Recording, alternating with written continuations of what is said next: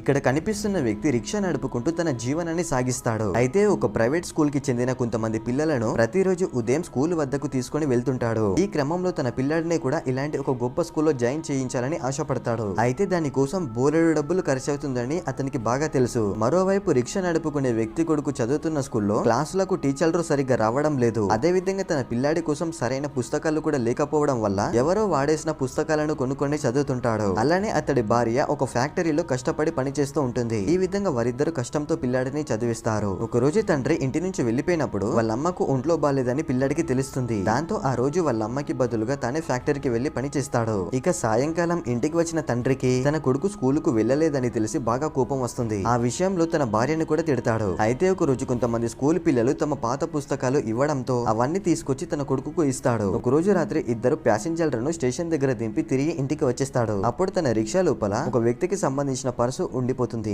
అయితే పర్సు లోపల చాలా డబ్బులు ఉంటాయి. ఆ సమయంలో తనకు దొరికిన డబ్బులతో ఏం చేయాలని ఆ వ్యక్తి ఆలోచనలో పడతాడు. వీడియో నచ్చితే ఒక లైక్ చేయండి ఫ్రెండ్స్.